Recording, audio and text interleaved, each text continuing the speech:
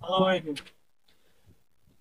তো আমি যে কথাটি আজ বলছিলাম সেটি হলো, এর আগে যে আমি বলছিলাম যে মুম্বাইতে যে মুম্বাই মার্গে আরব সাগরের ধারে যে সাগর রয়েছে, তো এই স্থানটির নাম হলো মনোহর দরগা। তো এই মনোহর দরগা যে পাহাড় আছে, এই পাহাড়ে উপর থেকে নিচে নেমে এই সাগরের পাশে একটুখানি ভাই সাগরটা দেখো, ওই ওই দেখাচ্ছে ওই সাগর আর ওই পাথর। এটা হলো সেই মুম্বাইয়ের আফসার পাশে যে ফার্মে যে মুম্বাই যে পাহাড়, এই সাইড যে সাগর, এই সাগরের ধারে যে জায়গাটি রয়েছে, এই জায়গাটির নাম মুম্বাই সাগর ফিলোসফি। তো যাই হোক, আমরা আমাদের টিম চলে এসেছি।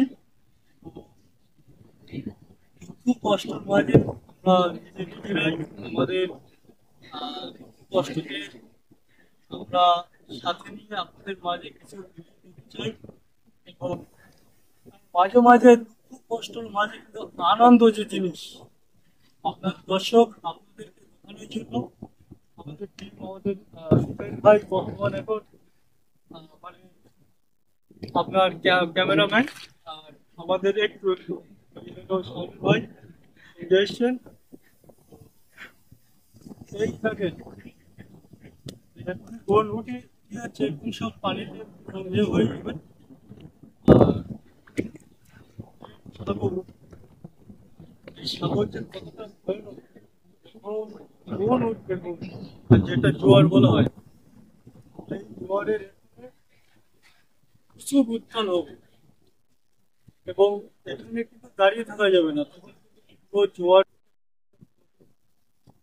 পাহাড় পাহাড়ের কিনারায় চলে যাবে।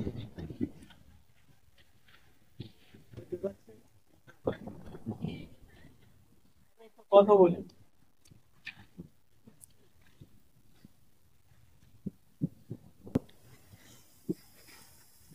এই যে এখানকার একটা জিনিস আমি বৈশিষ্ট্য দেখলাম, যেটা হলো যে সাগরে বা অন্য জায়গায় যে পাহাড় আছে, কিন্তু আমি দেখেছি লাল পাহাড়ের পাশে যে সাগর এরকম দেখা যায়।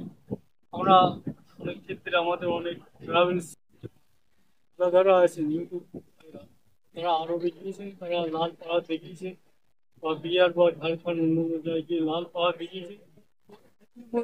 এখানে যে একটু একটু এই যে পাথর, এই পাথর পুরোটাই লাল। দেখেন এখানে মানে উপরে যে সিলিপ, মানে পা দিলে পরে উপর দিকে পড়ে যেতে হবে। এখানে পা দিলে পর পুরো সিলিপ। তো পা দিতে খুব ভয় লাগছে যে যদি পড়ে যায় না, মাথা মাথা ফেটে যায়, শরীর খারাপ হয়ে যায়। আপনার ভাই খুব সুন্দর লাগে এখানে, সাগর আর সাগর, আর সাদা ধুলো করছে। আর ঠিক একটুখানি ভাই যেদিকে সূর্য অস্ত হয়ে যাচ্ছে, একটুখানি দেখা, কত ক্যামেরায় ভালো আসবে না, তো যেটুকু কত সুন্দর একটা মানে শো আসছে দেখেন।